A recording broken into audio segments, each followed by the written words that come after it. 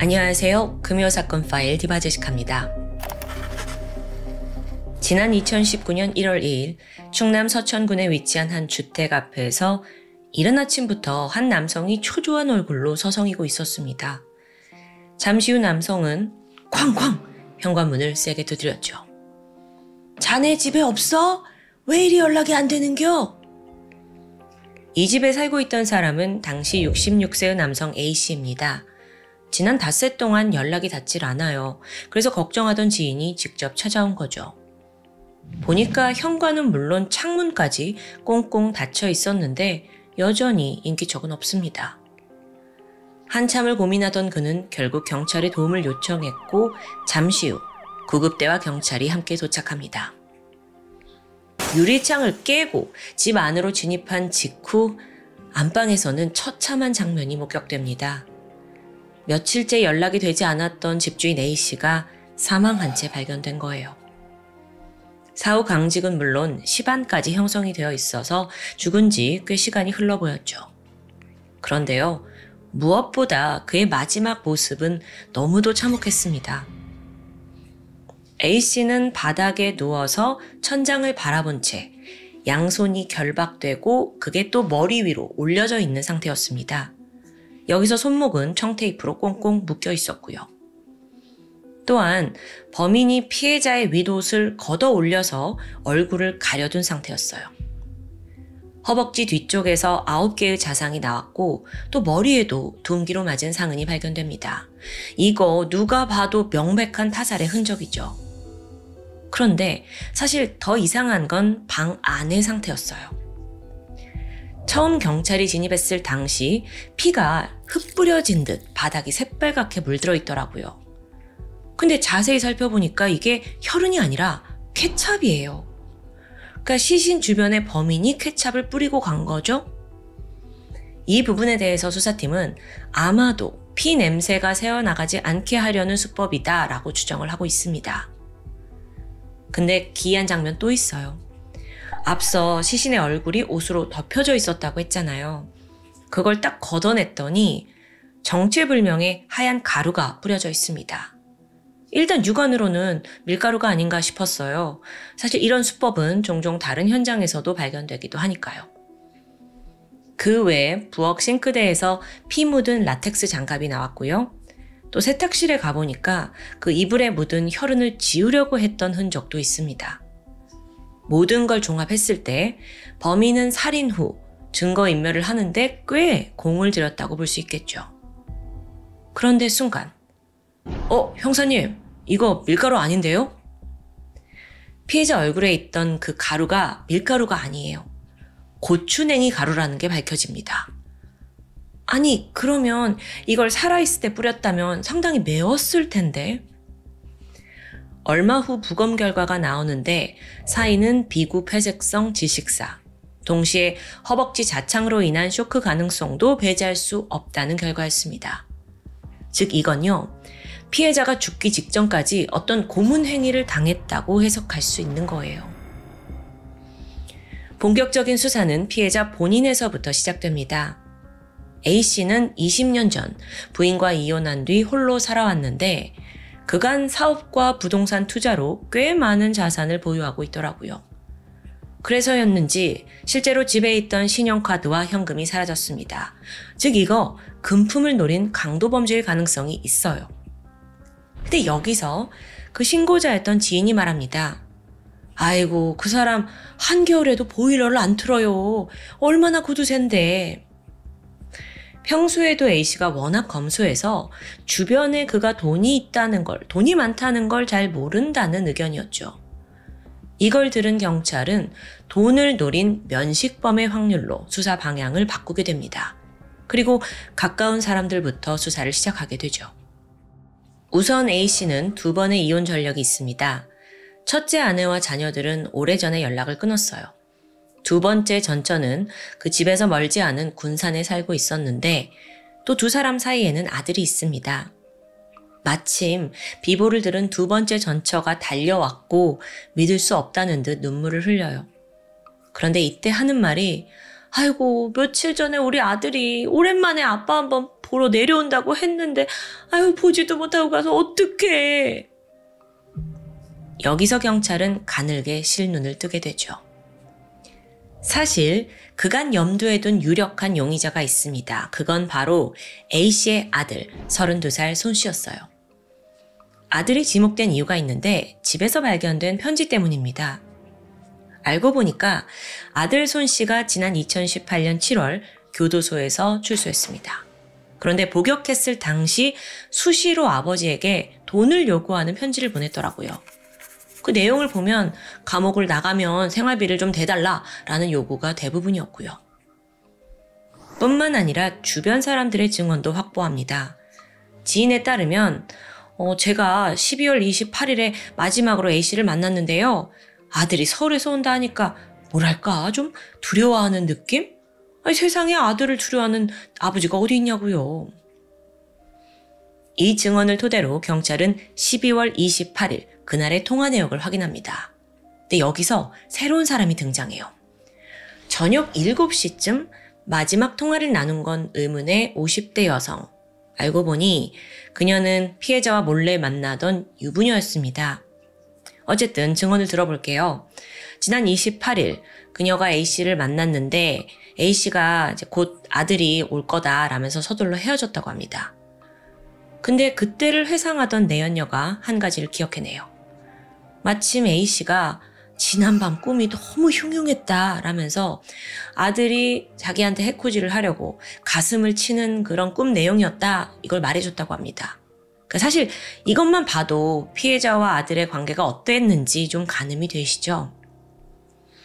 다시 현장으로 돌아가서 두 번째 전처는 즉각 아들에게 아버지의 사망 소식을 알리게 돼요. 자, 그러면 보통 바로 달려오는 게 당연하죠. 근데 소식이 없어요. 연락도 두절이고요. 경찰은 곧장 아들이 일하던 PC방으로 연락을 하는데 사장이 말하길 며칠 전에 갑자기 집에 일이 생겨서 그만뒀다고 했대요. 그래서 현재로선 행방이 묘연한 상태였고요. 게다가 사건 당일로 추정되는 12월 28일 마을 입구의 CCTV를 확인했습니다. 한 젊은 남성이 A씨 집 쪽으로 걸어가는 모습이 찍혀 있어요. 이거 혹시 아들 아니야? 지금 이렇듯 여러 정황 증거를 가지고 경찰은 손 씨를 유력한 용의자로 특정한 겁니다. 즉각 전담팀이 결성되었고 추적이 시작돼요. 아들 손 씨의 통신 내역, 금융거래 수시로 확인하면서 실시간으로 이 사람 어디 있는지 위치를 추적하게 돼요. 기록으로 봤을 땐 사건 다음 날인 29일에는 전북 익산으로 가서 편의점에서 물건을 산 게 확인됩니다. 그리고 나서 다음 날인 30일은 이번엔 또 천안에서 포착이 돼요. 금은방에 가서 아버지 카드로 200만 원 상당의 귀금속을 구입했더라고요. 이때 CCTV에 손 씨의 모습이 선명히 찍혀 있고요. 다음 날인 31일에는 또 서울에서 포착됩니다. 빨간 옷을 입고 종로를 돌아다니면서 앞서 천안에서 샀던 그 금부치를 팔아서 현금화를 했어요. 그렇게 서울에 도착한 뒤 행적은 잠시 끊기게 되고요. 그러다가 경찰의 추적이 시작되고 1월 5일입니다. 드디어 위치가 잡히는데 이번엔 또 인천입니다. 카드를 어디서 결제했는지 봤더니 황당하게도 성인용품 업소더라고요. 모형 수갑을 사갔대요. 보니까 이 사람이 수사가 시작된 걸 알고 있잖아요. 그래서 일부러 여러 지역으로 이동하는 듯 해요. 물론 경찰은 실시간으로 쫓고 있었고요. 그러다가 돌연 손 씨의 위치가 아주 빠르게 이동하는 양상이 보입니다. 이건 분명 기차를 탄 거라고 볼 수 있어요. 그렇게 멈춘 곳은 광명역이었고요. 즉각 수사팀이 출동을 해서 역내 CCTV 확보하고 비슷한 인상착의 남자 있는지 찾아 나섰는데 없습니다. 그는 이미 기차에 몸을 실은 후였죠. 그럼 이제 어디로 이동할까요? 이걸 알아내야 되는데 처음에는 군산에 있는 어머니 집으로 가지 않았을까 싶었습니다. 근데 애초에 그가 탄 기차는 호남 쪽이 아니라 경상도 쪽으로 향하는 기차였어요. 그럼 혹시 부산? 경찰은 바로 부산역 CCTV를 확보했고 드디어 손 씨가 거기에 도착해서 부산의 한 모텔로 들어간 것까지 확인합니다. 사건 발생 9일 만인 1월 6일 오후 4시 모텔에 은신해 있던 범인 손 씨를 경찰이 검거하기 위해 잠복하고 있었습니다. 그러다가 손 씨가 마침 모텔 밖으로 나왔고 형사들과 맞닥뜨렸죠. 당시 그는 커다란 가방을 하나 들고 있었는데 서둘러 체포를 했고 가방 안을 보니까 그 안에 범행 도구로 추정되는 회칼, 망치, 청테이프, 라텍스 장갑까지 다 들어있어요. 게다가 묵고 있던 호텔을 수색해 보니 죽은 아버지 카드의 명의, 그거 외에도 또 다른 명의의 카드가 발견됩니다. 무려 7장이나요. 타인의 카드가 여기서 왜 나오지? 이게 무슨 상황이지? 체포된 손 씨에게 추궁을 했어요. 그러자 놀라운 자백을 듣게 되죠. 아버지를 살해하고 도주 중이던 지난 1월 5일 인천으로 향해서 거기서 80대 노부부를 또 살해했다는 겁니다. 수사팀이 즉각 그곳으로 출동을 했고 자택에서 끔찍하게 살해된 노부부를 발견합니다. 아니, 아버지 죽이고 며칠 만에 또 노부부를 죽여 지금 완전히 폭주하고 있는 거예요. 더 충격적인 사실도 있는데요. 그건 바로 부산에 내려온 이유였습니다. 손 씨는 여기서 추가 범행을 계획하고 있었어요. 그래서 1월 6일 오후에 숙소 근처 마사지 업소를 예약해둔 상태였고요. 거기서 범행 저지르려고 모텔을 나오려던 찰나에 마침 경찰에게 잡힌 상황입니다. 자, 다시 진술로 돌아와서 먼저 도대체 왜 아버지를 죽였냐? 이 질문에 손 씨가 다소 이해하기 힘든 대답을 합니다. 어린 시절부터 아버지한테 성적인 착취를 당했고 부모님이 이혼한 후에도 계속 무시를 당하면서 아버지가 도리를 제대로 하지 않았다! 막 분노하는 거예요. 그런 손 씨의 과거를 조사하던 경찰은 그가 군 복무 중에 탈영을 했다는 사실, 그리고 또 공립공주병원에서 편집성 정신분열증을 진단받은 이력을 찾아냅니다. 그러니까 이 사람이 굉장히 정신적으로 불안정하다는 걸 말해주고 있죠. 뿐만 아니라 특이한 일화가 하나 더 있습니다. 지난 2013년에 이 사람이 내림굿을 받았대요. 그리고 아버지 집에서 신당을 차렸죠. 그러다 왜 감옥에 갔냐 보니까 그해 4월에 아버지랑 같이 살다 보니까 다툼이 많아진 거예요. 그 끝에 집에다가 방화를 저질러요. 세상에나. 그래서 이 일로 징역 2년, 집행유예 3년을 받았죠. 겨우 감옥은 피했나 싶었는데 또 미용실에서 난동 부리고 그 가방에서 흉기까지 발견되면서 구속을 피하지 못했던 겁니다. 여기까지만 들어도 완전 문제덩어리 아들인 거죠. 그 기간 동안 치료 감호 처분을 받으면서 정신병원에 입원을 하게 돼요. 거기서 조현병을 진단받았죠. 당시의 상담 기록에 따르면 손 씨는 아버지가 자기 인생을 망치려 한다는 망상에 빠져 있던 것으로 보입니다. 여기까지 파악한 경찰은 그래, 이 손 씨의 상태 어느 정도 이해하겠다 싶었어요. 그런데 여전히 석연치 않은 부분이 있습니다. 사실상 그가 아버지와 노부부를 살해하고 나서 갈취한 건 신용카드와 현금 11만 원 정도였어요. 근데 놀라운 게 본인 통장을 보니까 그보다 훨씬 더 많은 잔액이 들어있더라고요. 아니 그럼 왜 훔친 거야? 경찰이 이 부분을 추궁하던 중 세상에나 또 다른 충격적인 사실을 확인합니다. 자, 여러분, 이제부터는 완전히 다른 챕터라고 보시면 돼요. 이 사건 완전 미쳤다니까요. 체포된 손 씨, 신문을 진행하는데 범행 사실을 순순히 진술했어요. 그러다가 돌연 기이한 말을 내뱉었죠. 저는요, 어떤 대단한 사람의 지시로 시키는 대로 한 거예요. 그 사람과 최대한 많은 살인을 하기로 했고 난 전문적인 킬러 교육을 받았던 거라고요. 이분이 아무래도 조현병이 있다 보니까 이런 말을 하는 거겠죠? 그래서 경찰 또한 대수롭지 않게 넘어갑니다. 그런데 그의 진술을 증명해가는 과정에서 예기치 못한 사실이 나와요.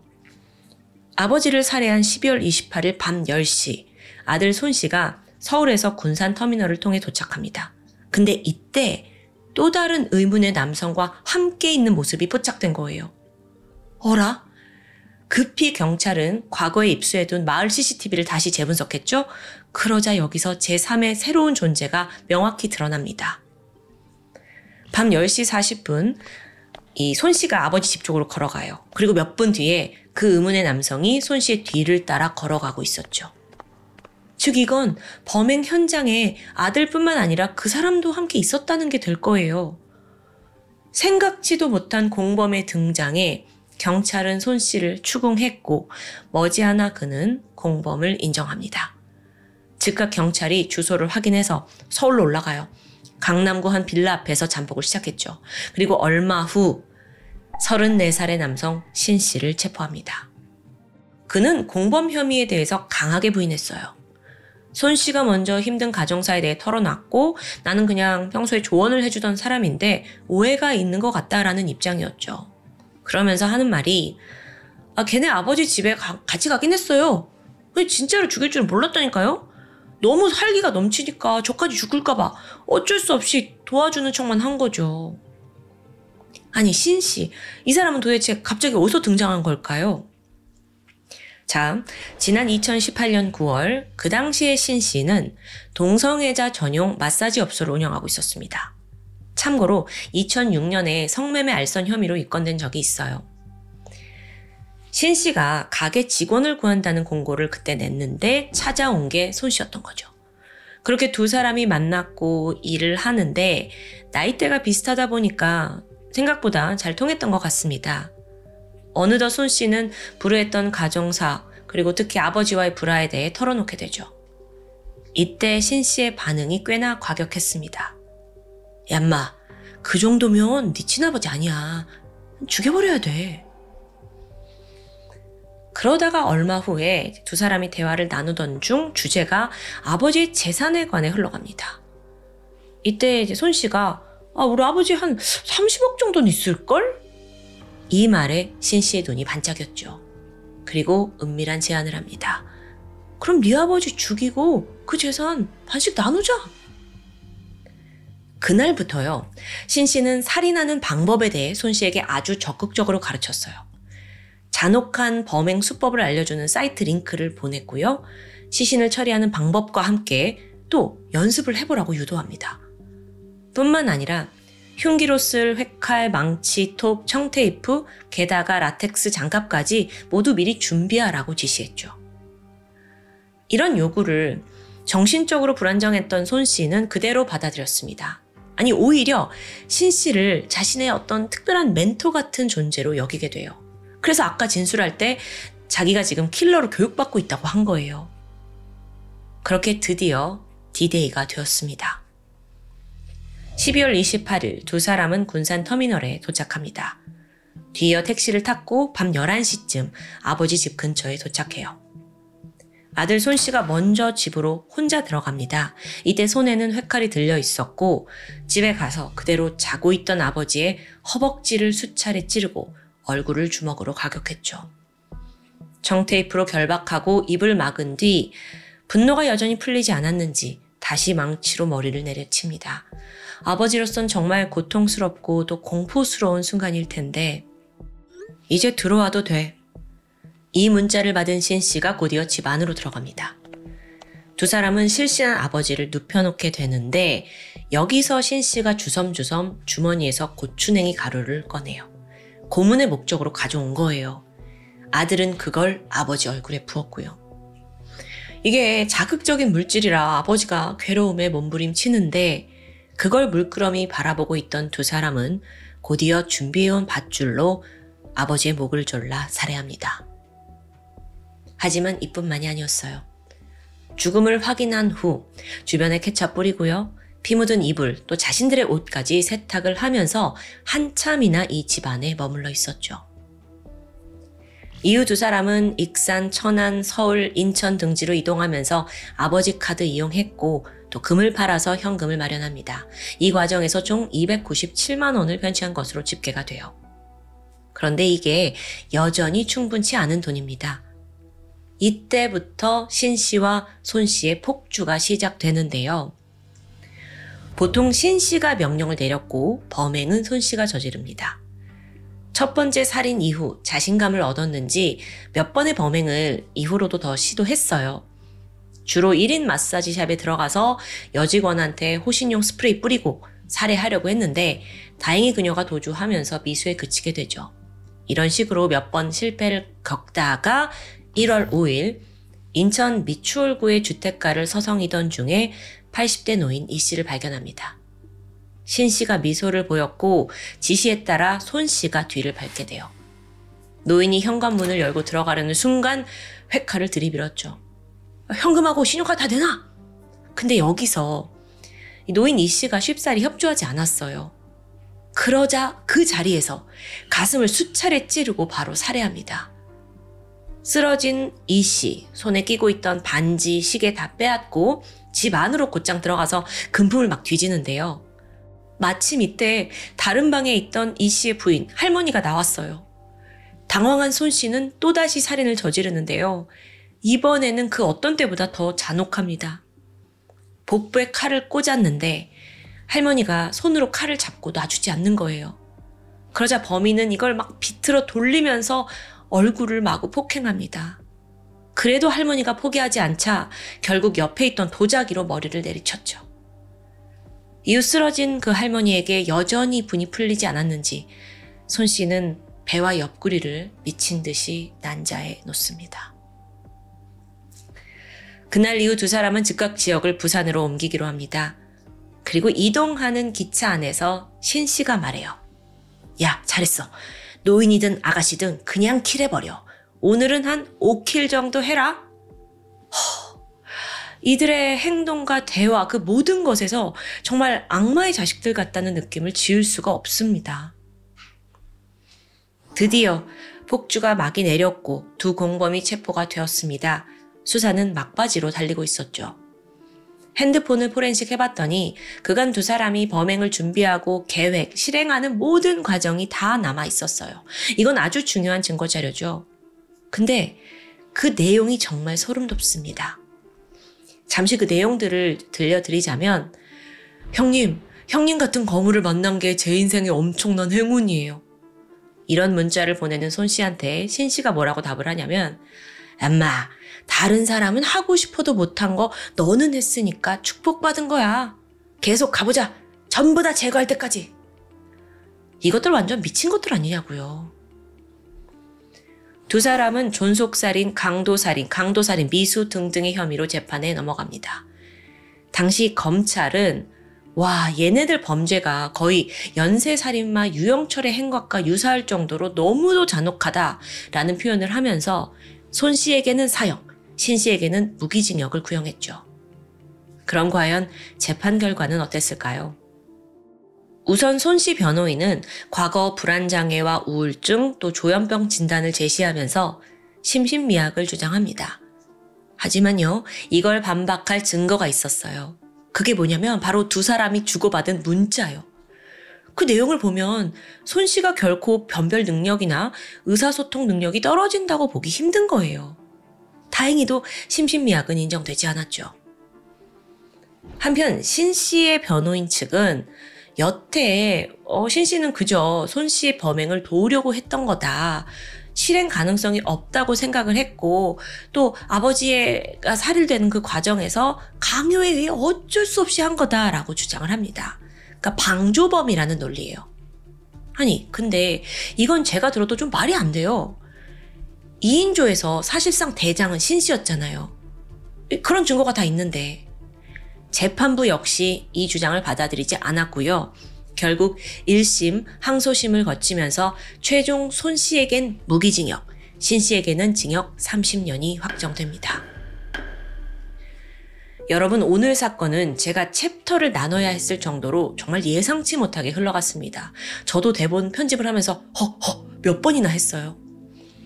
특히나 아들의 범행 동기가 단순히 돈인 줄 알았는데 조현병과 더불어서 공범이 있으리라고는 정말 예상 못하셨죠. 그만큼 오늘 사건은 유례를 찾기 힘든 전대미문의 사건이었습니다. 뿐만 아니라 사실상 손 씨는 전혀 살인을 해본 적이 없어요. 그런데 아버지에 이어서 2명의 노인을 더 죽이고 신나서 또 부산에 가서 살인을 시도하려 했다는 게 어떻게 사람이 이렇게 순식간에 변해버리나 싶을 정도죠. 조현병 때문이었을까요? 아니면 기질? 글쎄요. 여러분은 오늘 사건 어떻게 보셨나요? 지금까지 금요사건 파일 디바제시카였습니다. 안녕하세요. 금요사건 파일 디바제시카입니다. 2006년 10월 19일 새벽 6시 30분. 아직 사람들은 단잠에 빠져 있는 조용한 새벽이었는데요. 성남시 수정구 산성동의 지구대로 다급한 신고 전화가 걸려왔습니다. 방 안에 제 조카가 죽어 있어요. 칼에 찔린 것 같아요. 어떡해요? 이 신고자는 44살의 고모 김씨였어요. 너무 큰 충격에 제대로 말조차 잇지 못하고 있었는데요. 경찰은 즉각 신고가 접수된 자택으로 출동했죠. 고모의 말대로 이 집 작은 방에는 14살의 김양이 피투성이가 된 채 쓰러져 있었습니다. 너무도 많은 피를 흘렸죠. 경찰이 호흡과 맥박을 확인했지만 이미 과다출혈로 숨이 멎은 상태입니다. 그 다음으로 경찰은 주변을 훑어봤어요. 안에서 몸싸움의 흔적은 보이지 않았고요. 그렇다고 누가 강제로 침입한 흔적도 없습니다. 그럼 누가 이 아이를 공격했지? 일단 경찰은 지난 새벽 괴한이 들어와서 자던 아이를 공격했다라고 추정하게 돼요. 그런데 자세히 보니까 김양의 몸에 남은 흔적이 심상치 않습니다. 등과 배, 가슴까지 15개가 넘는 자상이 보이는 겁니다. 어린 소녀를 이렇게까지? 사실 15번은 명백한 오버킬의 흔적이잖아요. 일반적으로 오버킬은 원한 관계에 있는 경우에 범인의 분노를 표출하는 과정에서 이루어지고요. 근데 김양은 고작 14살의 중학생이에요. 깊은 원한을 사기엔 너무 어리죠. 그래서 경찰도 감을 잡지 못하고 갸우뚱하던 바로 이때 무전기가 울렸습니다. 살인사건 발생, 지구대 출동 바람. 그 문제의 현장은 김양의 집에서 불과 500m도 떨어지지 않은 가까운 곳입니다. 게다가 더 이상한 점이 있었죠? 이 두 번째 사건의 신고자 역시 김양의 고모였던 겁니다. 그래서 경찰이 급히 현장으로 달려가는데 이미 잔뜩 긴장하고 있었어요. 지금 같은 동네에서 심지어 가까운 두 곳에서 살인사건이 접수된 상황이잖아요. 이거 동일한 범인이 연속적으로 저질렀을 가능성이 높습니다. 그렇게 도착한 현장 또한 끔찍했죠. 거실과 방 안에서 두 구의 시신이 발견되는데요. 피해자는 67살의 여성 이 씨와 13살의 초등학생 김군이었습니다. 할머니와 손자였죠. 이들 또한 앞서 발견된 김양과 마찬가지로 모두 칼에 찔려 살해당했습니다. 근데 상태는 더 참혹해요. 배와 가슴에 공격이 집중되어 있었는데요. 이 씨의 몸에서는 30개의 자상, 김군의 몸에서는 17개의 자상이 발견됩니다. 이게 정확히 급소를 노린 건 아니었고요. 마구잡이식으로 찌르고 벤 흔적이었어요. 그리고 더 충격적인 건 이들 피해자 3사람 모두가 가족관계라는 점입니다. 어떻게 된 일인지 그 경찰 수사 과정에 앞서서 먼저 이 가족에 대해서 좀 이해가 필요합니다.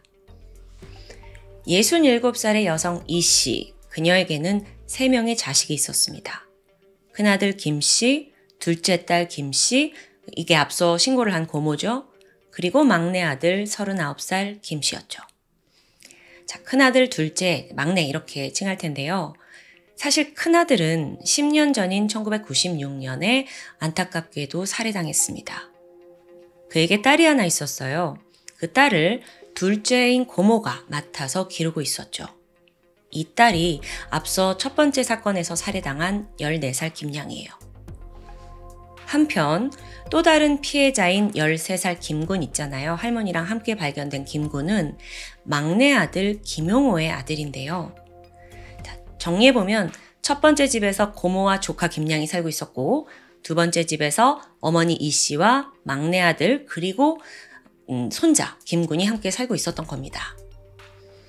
다시 사건으로 돌아와서 피해자 이 씨와 김군의 몸에는 전혀 저항은이 없더라고요. 그러니까 김양과 마찬가지로 이들도 잠을 자던 중에 습격을 당한 거예요. 추후 부검 결과 다들 새벽 6시쯤에 사망한 게 밝혀집니다. 그러면서 자연스럽게 경찰은 가족과 밀접한 관계가 있는 면식범의 확률을 높게 두게 돼요. 그리고 가장 먼저 다가간 사람은 바로 고모였어요. 신고자이기도 했고 또 양쪽의 현장에 다 있었으니까요. 당시 그녀는 하얗게 질려서 바닥에 그냥 멍하니 주저앉아 있더라고요.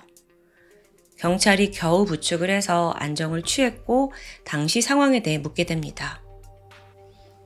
새벽 6시 반쯤이었어요. 잠을 자던 고모는 문득 코를 찌르는 비릿한 냄새에 잠에서 깨어납니다. 나가보니까 조카가 자는 그 작은 방에 불이 켜져 있더라고요. 그래서 얘가 벌써 깼나 싶어서 들어갔더니 김양이 그렇게 피투성이로 사망해 있었습니다. 다리가 후덜거려요. 그리고 곧장 신고를 했죠. 그리고 나서 다음으로는 이 사실을 가족들에게 알려줘야 하잖아요. 그래서 근처에 사는 어머니에게 전화를 겁니다. 아니 근데 몇 번이고 전화를 해도 도무지 응답이 없어요. 순간 불안함이 엄습했죠. 범인이 엄마 집에 간 거 아니야? 이 생각에 황급히 달려나가는데 불길함은 적중했습니다. 현관문을 여는 순간 눈앞에 엄마와 조카가 피투성이가 된 채 쓰러져 있던 겁니다. 지금 가까운 가족 3명이 이렇게 모조리 사망한 상태예요. 고모는 거의 정신을 잃고 넋이 나가 있었죠. 하지만 잠시 후 그녀가 힘겹게 입을 뗐습니다. 이 집에 살던 제 막내 동생 김용호, 아무래도 그 자식이 저지른 것 같아요. 유력한 용의자로 자신의 동생이자 피해자 김군의 아버지인 김용호를 지목한 겁니다. 경찰이 즉각 신원을 조회했는데 여기서 또 놀라운 사실이 밝혀져요. 그가 바로 10년 전 이 집 큰아들을 살해한 범인이었던 겁니다. 그러니까 친형을 죽인 거예요. 이 사건으로 인해 10년형을 선고받았거든요. 근데 마침 이 사건이 발생하기 3개월 전인 2006년 7월 말에 출소한 상황이었습니다. 그렇게 감옥을 마치고 10년 만에 집에 돌아온 김용호는 어머니 집에서 자기 자식 김군과 함께 살게 됩니다. 당연하게도 가족들과 사이가 좋을 수 없죠. 또 거기에 고모가 데리고 있던 큰형의 딸 김양은요. 작은 아빠 10년 만에 만난 거잖아요. 근데 그가 자기 아빠를 죽인 범인인 줄 몰랐어요. 한편 어머니 이 씨와는 그야말로 애증의 관계였는데요. 생각해보세요. 어머니 입장에선 자기 막내 아들이긴 하지만 한편으론 큰아들을 죽인 범인입니다. 분노가 펄펄 끓죠. 근데 그렇다고 이 막내 김용호를 완벽히 내팽개치지도 못하겠고 또 그렇다고 완전히 품지도 못해요. 지난 3개월을 함께 살면서 많은 분란이 있었습니다. 근데 심지어 더 큰 문제는 김용호가 폭력적인 성향이 강했다는 점입니다. 툭 하면 언성 높이고 물건 집어 던져요. 어머니뿐만 아니라 자기 자식 13살 아들에게까지 폭력을 휘둘렀고요. 정말 문제야 그 자체인데요. 여기까지 파악한 경찰은 김용호가 가족들을 살해한 후 도주한 거다라고 파악합니다. 자, 그럼 어디로 간 걸까? 감옥에서 나온 지 얼마 안 됐잖아요. 그러면 그 이전에 어떤 연관이 있거나 혹은 그가 익숙한 장소가 어디일까 막 조사했어요. 그러고 보니까 과거 김용호가 젊은 시절에 여러 어촌을 막 떠돌면서 오징어 잡이 일을 했더라고요. 혹시 거기? 수사팀은 즉각 수배를 내렸고 해당 어촌 지역의 형사들을 파견합니다. 사건 발생 3일 만인 22일 새벽, 경상북도 포항의 북부경찰서에서 소식이 들려왔습니다.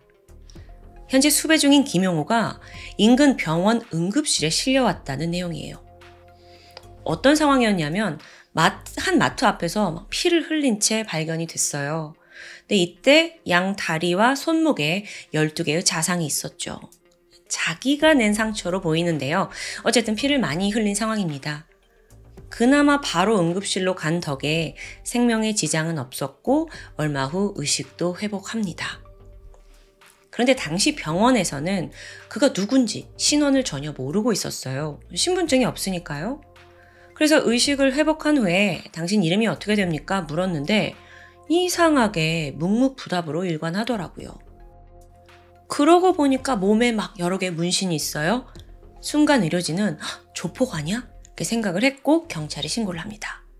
이어서 지문조회가 진행되면서 정체가 김용호라는 게 들통난 겁니다. 날이 밝고 성남경찰서는 포항에 있는 김용호를 인계받아요. 바로 조사에 들어갔죠. 그는 자포자기했는지 범행 일체를 자백했습니다. 하지만 왜 가족들을, 그것도 어린애들까지 그렇게 죽였냐? 라는 질문에 쉽게 입을 열지 않아요. 그러니까 범행 동기를 말하지 않는 거죠.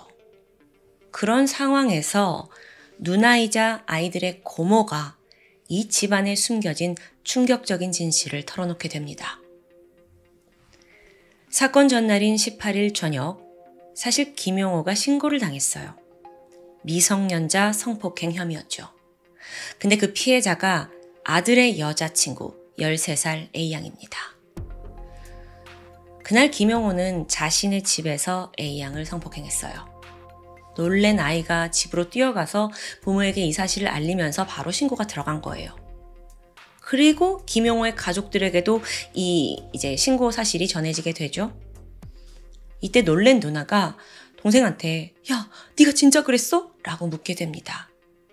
그러자 김용호가 나 그냥 만지기만 한 거지 성폭행 아니야. 이렇게 막 부정을 하면서 억울하다는 입장이에요. 그런데 경악할 만한 사실이 하나 더 있습니다. 피해자가 A양 한 명이 아니라는 점이에요. 김용호에게 당한 또 다른 피해자는 바로 큰형의 딸, 조카 김양이었습니다. 그는 술만 마시면 끓어오르는 성욕을 참지 못했습니다. 그렇게 조카까지 건드린 거예요. 아니 인간이 어떻게 이래요? 형도 죽이고 형 딸까지. 그렇게 더러운 진실이 밝혀진 그날 밤 김용호는 또 술을 마시기 시작했죠. 그리고 밤새 고민합니다. A양의 조카까지 2건의 미성년자 범죄가 발각될 경우 그는 다시 감옥에 가야 해요. 근데 잘 경험했잖아. 그건 끔찍이도 싫은 거예요. 그래서 더 끔찍한 결정을 내린 거고요. 그냥 가족들 모두 죽여서 사건을 아예 덮어버리겠다는 생각이었죠. 새벽 6시 김용호는 부엌에서 식칼을 챙겼습니다. 때마침 어머니가 잠에서 깨서 거실로 나와요. 식칼을 들고 있는 막내 아들과 눈이 마주쳤고 평소 그의 성향을 잘 알고 있기 때문에 어머니는 바로 얼어붙었죠. 김용호는 망설임 없이 칼을 휘둘러 엄마를 살해합니다. 이어서 그 미친 광기는 건너방에 자고 있던 자신의 아들에게 향해요. 아들 등에 칼을 꽂게 되는데요. 근데 생각해보면 그것도 한두 번 아니었잖아요. 왜 아들을 이렇게 죽였을까 싶은데 이게 추정컨대 아들의 여자친구가 지금 이 범죄에 이제 관련이 있다 보니까 그런 게 아닌가 싶습니다. 이쯤 되니까 김용호가 이제 완전히 이성을 상실한 상태였죠. 그리고 심지어 집에서 키우던 반려견까지 죽여요. 다음으로 그는 누나 집으로 갔습니다. 조용히 들어가서 작은 방으로 갔고 아무것도 모른 채 자고 있던 조카 김양을 칼로 찔러 살해합니다. 그렇게 한순간에 일가족 3명이 사망하여 새벽 6시에 시작된 살인은 불과 10분 만에 모두 끝이 났죠. 이후 김용호는 집으로 돌아와서 피를 씻어내기 위해 목욕을 했고 깨끗한 옷으로 갈아입습니다. 통장 챙겨서 도주해요. 그 흉기였던 칼은 공원에 대충 버렸고요. 고속버스 터미널에 가서 티켓을 끊습니다. 이전에 오징어잡이 일로 6개월간 지냈던 포항행 티켓이었어요. 그런데 막상 포항에 도착해 보니까 머물 만한 곳을 쉽게 찾지 못하겠더라고요. 그래서 길거리를 배회했다는데 그러다가 신세를 비관해서 극단적인 선택으로 자기 자신을 공격한 겁니다. 또 그게 실패해서 병원에 실려왔고요. 여기까지 알게 된 경찰은 여전히 의문이 들었습니다. 자, 그렇게 일가족을 모두 살해했잖아요. 근데 왜 그 집에 있던 누나, 김씨만은 살려둔 걸까요? 여기에 대해 김용호가 말하길 가족들 중에 자기를 인간으로 대해준 사람은 누나밖에 없었다라고 말합니다. 차마 누나만큼은 죽일 수 없었대요. 이런 진술을 하는 내내 그는 자기가 도주하는 동안 내가 죽인 가족들 얼굴이 떠올라서 나도 힘들었다 라고 주장합니다.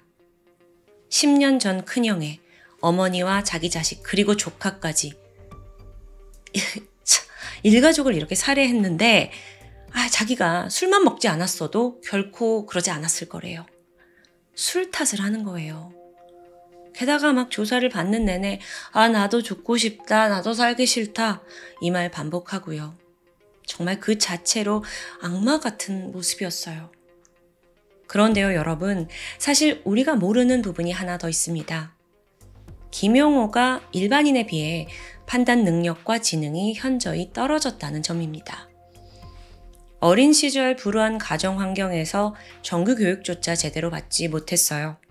거기에 심각한 충동 조절 장애까지 앓고 있었고요. 이 충동 조절 장애는요, 순간적인 감정 변화로 인해 범행으로도 이어질 위험이 있습니다. 근데 김용호의 경우에는 증세가 꽤 심각했거든요. 그러니까 입원 치료가 필요했죠. 근데 그럴 만한 돈이 없다 보니 결국 약만 처방받아서 치료를 받았다고 해요.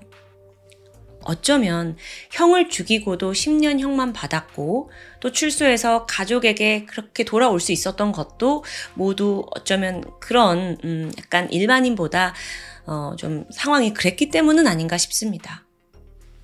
그렇다면 이번에 저지른 이 일가족 살해건도 심신미약으로 솜방망이 처벌을 받게 되는 걸까요? 여러분, 사실 이 사건은 재판 결과가 공개되지 않았습니다. 하지만 현재 대한민국의 생존 사형수 명단에 김용호의 이름은 없어요.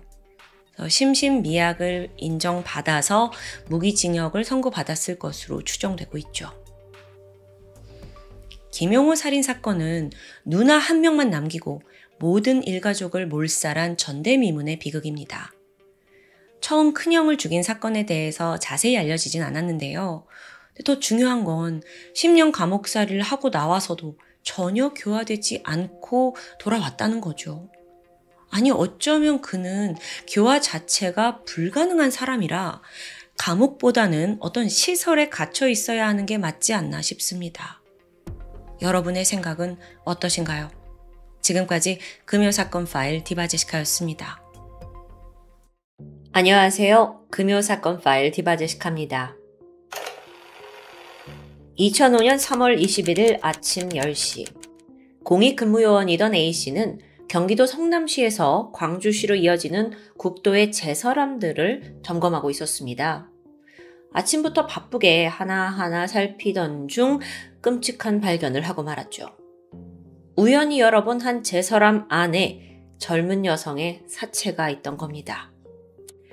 서둘러 경찰 조사가 들어갔고 이 죽은 여성은 며칠 전 실종신고가 접수된 27살의 여성 최 씨라는 게 밝혀졌는데요. 이미 4일 전인 3월 17일에 어머니를 통해 실종신고가 접수된 상황이었죠. 우선 사망한 최 씨는 승무원이었습니다. 5일 전이었던 3월 16일 새벽 1시쯤 성남시 분당구 서현동 번화가 일대에서 택시를 탄 게 마지막 행적으로 확인돼요. 이후 싸늘한 주검으로 발견된 최 씨는 실종 당시 입고 있던 검정색 가디건에 청바지를 그대로 입고 있었고요. 그런데 여기서 경찰이 주목한 특이한 점이 있습니다. 그녀가 하이힐을 신고 나갔거든요. 그런데 하이힐 한쪽이 발견되지 않았다는 거죠. 한편 부검 결과 최 씨는 목이 졸려 숨진 것으로 밝혀졌어요. 그리고 또 허벅지와 무릎에 납치 과정에서 발생했을 법한 약간의 외상이 보였습니다.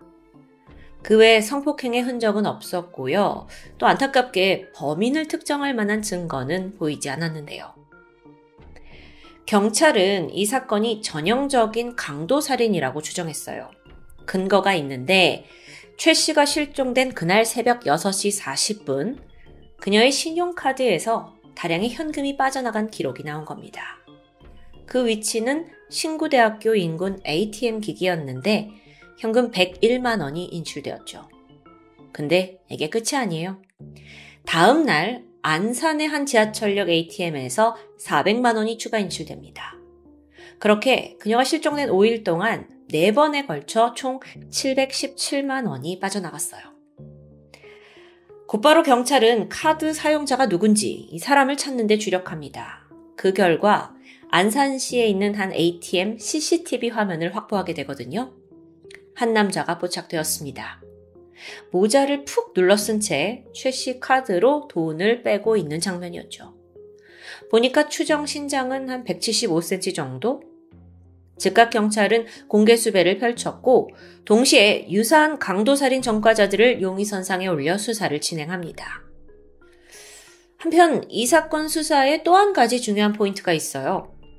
최 씨가 실종되기 직전에 택시를 탔었잖아요. 그래서 경찰이 탐문을 통해서 그 택시를 수소문하게 돼요. 그러던 중 한 택시기사로부터 최 씨하고 비슷하게 생긴 여자를 분당 정자동에 내려준 것 같은데 라는 제보를 받긴 했거든요. 그래서 확인을 하려고 이제 해당 택시의 GPS 기록을 봤죠. 근데 이게 최 씨가 탑승한 시간대와 일치하지 않는 겁니다.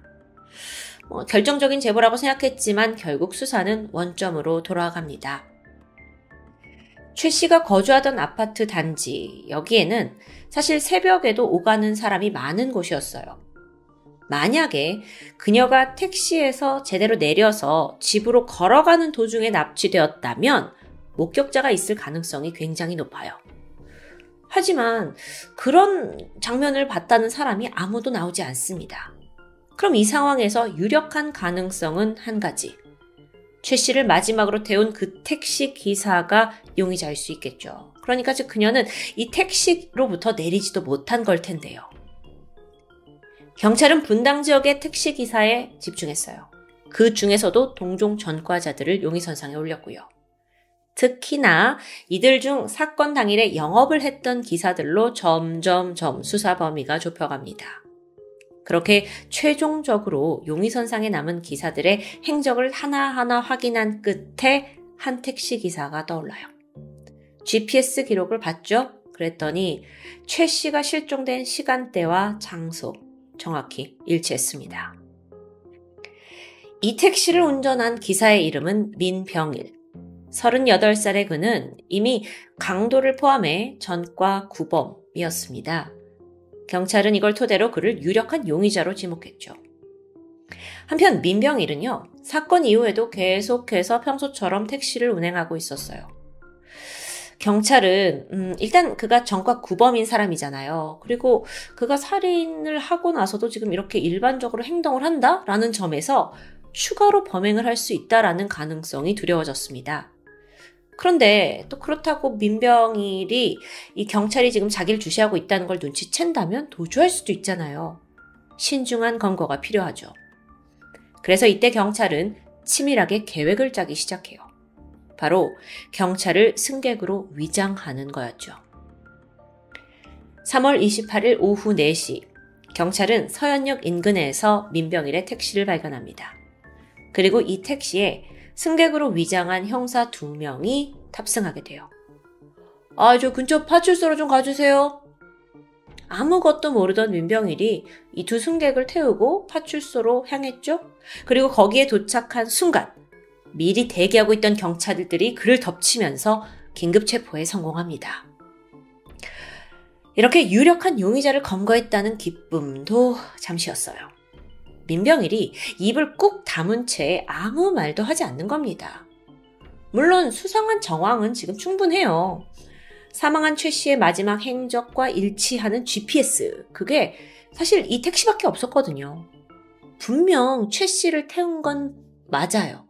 하지만 살인을 했다는 직접적인 증거, 흉기 같은 건 아직 발견되지 못한 상황인 거죠. 그는 과연 무고한 택시기사였을까요? 민병일은 자신의 범행을 완강히 부인했습니다.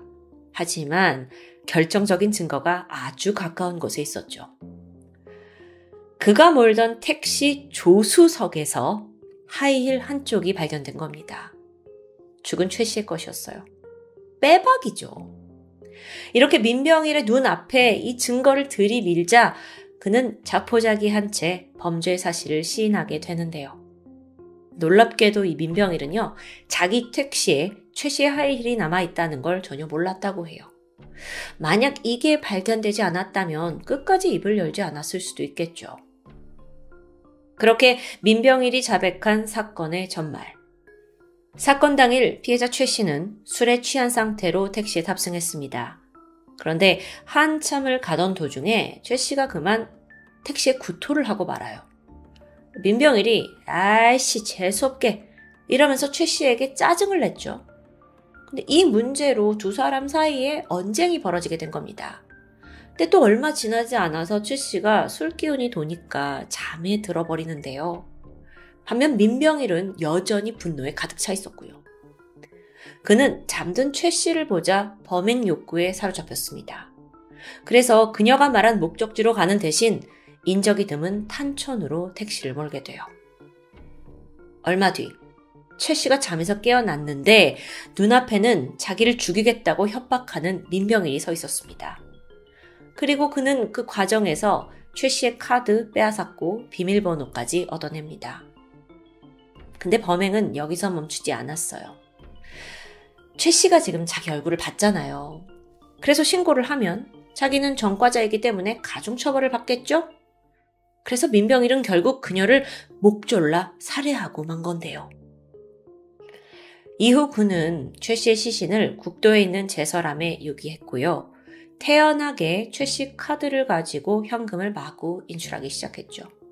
근데 또 그러면서 동시에 택시도 계속 운영을 했어요. 아주 뻔뻔한 일상을 이어간 겁니다. 근데 참고로 그 훔친 돈으로 뭐 했는지 아세요? 717만 원. 이걸 가지고 대부분 경마, 유흥비로 썼다고 합니다. 탕진한 거죠. 민병일은요, 그동안 수없이 교도소를 들락날락거렸습니다. 사실상 안정적인 직업을 가져본 적도 없어요. 그나마 택시로 벌어들이는 수입이 월 100만 원 정도였는데 그마저도 경마로 날리고 있었고요. 설상가상으로 범죄에 대한 경각심도 거의 없다시피 합니다.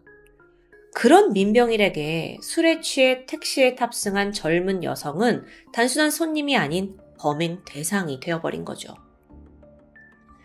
전문가들은 민병일의 범행 동기에 대해서 돈에 대한 갈망이라고 분석했습니다. 그러니까 내면에 항상 내재되어 있던 그 금전적인 욕구가 하필 그날의 상황과 딱딱딱 맞아 떨어졌다는 거예요. 실제로 민병일은요, 하루하루 아무 계획 없이 그냥 대충 살아가는 사람이었거든요. 근데 사실 이런 유형이 계획적으로 범행을 저지를 가능성은 그닥 높지 않습니다. 그냥 하루하루 되는 대로 살아가니까요. 하지만 반대로 자신이 원할 때는 언제든지 범행을 저지를 수 있는 아주 위험한 유형에 속한다고 해요. 자, 그래서 그날도 처음에는 돈을 뺏을 목적이었겠지만 결국 살인까지 저지른 거겠죠? 게다가 생각해보세요. 만약 그때 그가 제대로 잡히지 않았다면 사실 택시를 몰면서 언제든 재범을 일으킬 수도 있는 위험한 상황에 놓이는 겁니다. 비록 우발적인 범행이라고는 하지만 민병일 전과 많아요. 그리고 충동적인 성향도 짙고요. 그래서 반드시 사회에서 격리될 필요가 있겠죠. 2005년 11월 그는 무기징역을 선고받았고요. 현재까지 국내 교도소에 복역 중입니다. 여러분, 아직 일화가 남아있어요. 이 민병일이 무기징역을 딱 선고받은 그날 과감하게도 탈주를 시도합니다. 이 탈주는 수원지방검찰청에서 일어났는데 재판이 다 끝나고 교도관들이 그를 호송차에 태우기 위해서 포승줄을 묶으려고 다가간 순간 민병일이 교도관 한 명의 눈을 강타해버리고는 넘어뜨립니다. 이후에 마구 달리더니 2m 남짓 되는 검찰청의 그 담장을 뛰어넘어버려요. 당시 수갑 차고 맨발이었고 죄수복 차림이었는데 그럼에도 그냥 도주해버린 거죠. 그렇게 탈출한 뒤에는 인근에 있는 주택가로 숨어들었어요.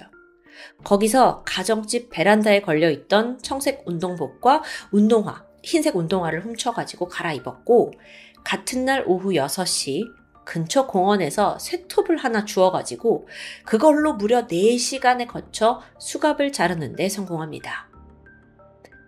이후 그는 과감하게도 지인과 접촉을 시도했어요. 내가 지금 도주를 했는데 옷과 돈이 필요하다. 이런 내용이었죠. 이때 다행히도 지인이 범죄자를 돕는 대신 경찰에 신고를 택했습니다.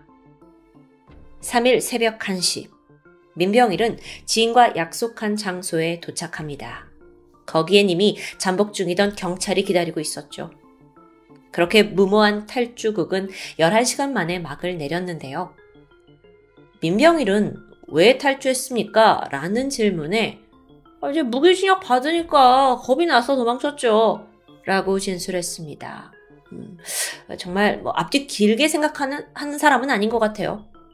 근데 또 여기에 더해서 삶에 대한 의욕을 잃어서 도주를 시도했다고 하는데요. 제가 보기에는 2m 막 담장도 넘어가면서 필사적으로 도망치는 모습이 누구보다 의욕이 넘치는 것 같죠. 당시 민병일 사건을 수사하던 한 형사님은 그의 정말 안하무인하고 뻔뻔한 태도에 혀를 내둘렀다고 말합니다. 살인에 대한 죄책감을 거의 보이지 않았어요. 거기에 탈주까지 시도했고요. 이게 말 그대로 범죄자의 전형이 아닐까 싶은데요. 승무원을 하던 최 씨, 모처럼의 휴일을 맞아 친구들과 즐거운 시간을 보내고 귀가하던 그 평범한 날에 안타깝게도 목숨을 잃었습니다. 적어도 여기서 피해자 탓을 하시는 분들은 없겠죠. 오늘 사건을 통해 제가 느낀 건 누구나 겪을 만한 일상 속에서 우린 언제든 범죄자를 만날 수 있다는 바로 그 공포가 아주 가슴 깊이 저한테 새겨들었는데요. 실제로 이 사건 이후에 유가족은요, 민병일을 택시기사로 고용한 그 운수회사를 상대로 손해배상 소송을 하게 되는데 운수회사는 3억여 원의 합의금을 지불했다라고 알려져 있죠. 최소한 이 사건에 누군가는 책임을 진 건데요. 사건이 벌어지고 어느덧 20여 년이 흘렀습니다. 현재는 법이 많이 강화돼서 범죄 경력이 있는 사람은 택시 운전 자격을 취득할 수 없어요. 이게 어찌 보면 좀 당연한 일이죠. 워낙 이 금요사건 파일에서 택시와 관련된 사건들이 많이 등장하니까요. 근데 불과 20여 년 전만 해도 그렇지 못했다는 게 좀 놀라울 따름인데요. 그만큼 경각심을 가지지 못했다는 거죠. 그러고 보니까 일각에서는 여전히 범죄자에 대한 취업 제한 제도가 미흡하다고 말합니다. 예를 들어서 얼굴을 전혀 모르는 상태에서 밀접하게 마주치게 되는 배달기사, 대리기사에 대한 규정은 여전히 미약하니까요. 물론 이런 분들이 우리 일상에서 너무도 필요하고 또 감사한 서비스를 제공하고 있는 분들이시죠. 하지만 허술한 제도의 틈을 타고 또 다른 민병일이 우리를 위협하지 않을까 우려되는 부분입니다. 지금까지 금요사건 파일 디바제시카였습니다.